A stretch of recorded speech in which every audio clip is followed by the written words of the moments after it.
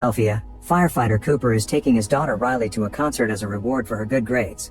Outside the venue, they join a crowd of teenage girls to watch the singer Lady Raven get off her bus. Then they get in line at the entrance and Cooper notices some cops around. Once inside, he also notices there are officers all over the place. Cooper tries to be a good dad, recording Riley when she joins a dancing group and buying her some snacks. He gets her to talk and learns that at school Riley is always being excluded by the other girls. As they walk around, Cooper notices more cops and extra security cameras.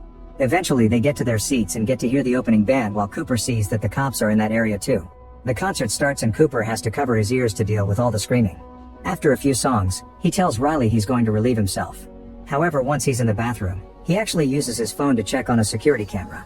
It turns out Cooper is a serial killer and he's checking on his latest victim Spencer, who has been trapped in Cooper's secret house. Then Cooper washes his hands and hallucinates his mother is standing there. As more police vehicles surround the venue, Cooper leaves the bathroom and is blocked by Jody's mom. She explains teenagers are weird sometimes and promises her daughter will start including Riley in activities soon. Cooper returns to his seat just in time to hear Raven talk about her missing father and how she learned to move on. She asks her fans to use their phone's flashlights and the place lights up while she plays the piano. At that moment Cooper notices the cops taking a man away from the crowd. There also are officers in line behind him.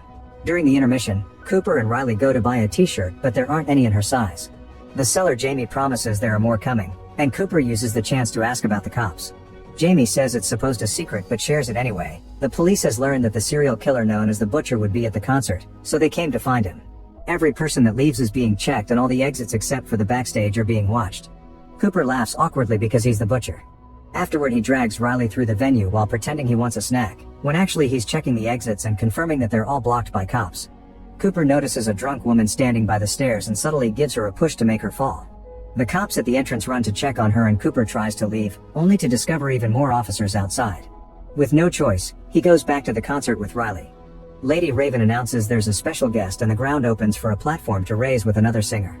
Cooper stares at the open hatch and tells Riley it would be fun to get in there to see where it takes them, but Riley calls him out on his weird behavior. He has to stay not to be suspicious and he stares at the hatch close with frustration. Then Cooper goes back to the t-shirt stand and finds Jamie on his way to the supply room, so he comes along. He notices Jamie using a keycard to access the room, so when they're inside, he pretends to help him move the boxes to steal it. The topic of the Butcher comes up and Jamie admits he's been obsessively following the case. He even has some pictures of the victims chopped up in his phone. All the employees got special training for today and even password to identify them, which is Hamilton. After finally getting the t-shirt, Cooper sneaks in the employees' break room with Jamie's keycard. The cops are there going over the information they have and they agree that if they find the Butcher, they must take him away from civilians. Cooper hangs Jamie's card on his jacket to pretend to be an employee and goes through the group to reach the snack table so he can hear them better. Nearby there's a picture of his latest crime scene.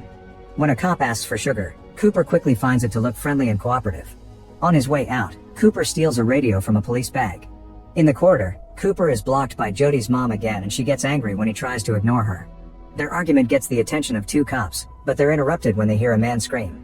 The two officers rush to the entrance where other cops are arresting the man. This time Cooper also notices Josephine among them. Back on his seat, Cooper discreetly puts on an earbud and listens to the police radio, learning they've already confirmed that the man they arrested was the wrong guy. He was just a thief that panicked because he thought the cops were there for him. As some officers walk among the seats to arrest another guy, Cooper listens to the descriptions of the men they must look for. One includes a white male in his 30s with an animal tattoo on his right arm, which describes him. Luckily he finds a bracelet on a girl's bag and puts it on to cover the tattoo. After checking the venue's map on the phone, he tells Riley that he forgot his credit card at the t-shirt stand and leaves again. On the radio, he hears that the FBI is setting up tents around the building and barricades on the main streets.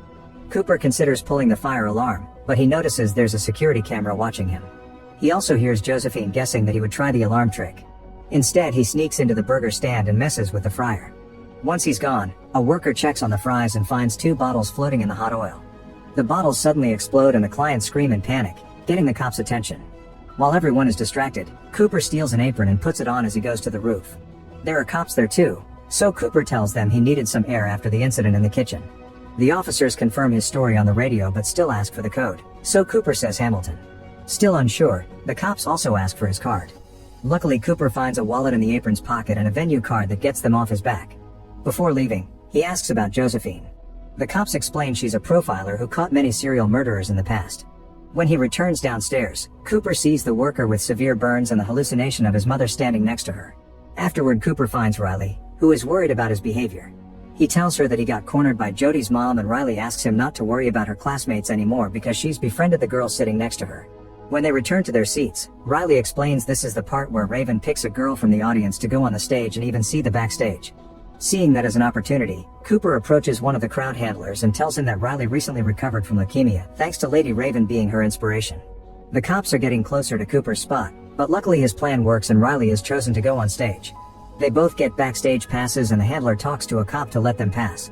Riley is very nervous, but she still goes in when Raven calls for her, and Cooper tries to enjoy his daughter's happiness while ignoring all the cops near him. In the crowd, Jody and her mom are furious to see Riley on the stage. After the song is over, Cooper notices a girl collapsing and picks her up, asking the workers for a place for her to rest. He's taken backstage right before Josephine can see him. Cooper helps the sick girl calm down and even gives her some juice. The manager is really grateful for his help and lets them watch the end of the concert next to the stage. Cooper asks her if they can leave through the backstage door to avoid the crowd at the end, and the manager says yes. Once the concert is over, Cooper hears on the police radio that every male in the venue will be checked on their way out. However, when he tries to leave with Riley, he discovers that the backstage door is also blocked by cops. In a room nearby, Cooper overhears Josephine telling Raven that the cameras will have photos and data of every person that came to the concert. Getting desperate, Cooper approaches Raven and asks her to talk in private about Riley's condition. They enter her dressing room and Cooper admits he's the butcher as he takes out his phone to show her Spencer in the cell. There's a button that allows him to release carbon monoxide into the cell, which would kill Spencer before the cops find him. If Raven cooperates, Cooper promises to let him go. Afterward, Raven tells the cops that Cooper and Riley are leaving with her in the limousine, so they get to escape without getting checked by the police. At the main entrance, the crowd is delayed because of the checks and Josephine worries over the lack of results. During the ride, Cooper tells the driver where he left his car so they can be dropped there. However, Raven asks Riley if she can visit her home. Riley gets excited and calls her mom for permission, so Cooper can only smile as he gives the driver his home address instead. Moments later, they're welcomed by Cooper's wife Rachel and their other kid. As they go inside the house, Cooper reminds Raven that he'll kill Spencer if she tries anything. Over coffee and cake, Rachel asks about the concert and Raven tells her about the police operation to catch the butcher. The FBI found a receipt for a concert ticket in one of the butcher's fake houses, so they contacted Raven to make the plan. Josephine has been profiling the butcher for a while and concluded he's a white man in his 30s or early 40s, has a position of authority, drives a dark car due to a possible OCD, and had a scarring relationship with his mother. Cooper gets uncomfortable because of how accurate every word is and points out it's getting late. However, Raven offers to play a song on the family piano. She makes Riley sit next to her and uses the chance to steal her phone. After the song is over, Raven says they should take a selfie, but Riley can't find her phone, so Raven tells her to use Cooper's as she takes it from his hands. After they take the picture, Raven asks for the bathroom and rushes in there with the phone, locking the door behind her. Cooper starts pounding on the door and his family are weirded out by his behavior. The phone is unlocked and Raven gets to talk to Spencer, asking him for any details he remembers of the area. Spencer mentions things like the door color and a statue nearby, then Raven starts a live stream on her own phone. She tells her followers all the details Spencer mentioned until one person recognizes the place and sends the police. Raven also texts her driver, who is still outside, asking him to call the cops too. When she checks Cooper's phone again, the lock screen has gone up. Next, Raven yells that Cooper is the butcher. She hears weird noises and screaming on the other side of the door, which suddenly opens to show a very nervous Cooper. He takes his phone and checks on Spencer, only to find him gone. Afterward, Cooper takes Raven to the garage, where he grabs his crime bag and pushes Raven into Rachel's car because Josephine had been right about his vehicle's color. Raven tries talking to him using a mother's tone and words, but Cooper doesn't fall for it. He announces he'll kill Raven as his last crime and then self-delete to stop the monster. When Cooper opens the garage, he finds his family blocking the way. He had locked them in Riley's room, but he forgot about the window and the tree next to it. Cooper is in shock because his two lives have finally collided and Raven uses the chance to leave the car. At that moment, the police arrive and take the family to safety while Cooper runs to his closet to move some things. Raven gets in her limo and the usual driver is replaced by a cop so she can be guarded too. The officers burst into the house only to discover a hidden tunnel in the closet that allowed Cooper to escape through the neighbor's yard. Moments later, the limo stops and the cop comes to the back seat to handcuff Raven to a metal bar. It turns out the cop is Cooper, who escaped his house while wearing a police uniform. Then he keeps on driving while announcing he'll take Raven to one of his secret houses to kill her, an urge he's had since he saw her on the stage. When the limo stops at a red light, Raven opens the window and tells people to call the police. A crowd gathers around the car and don't let it advance.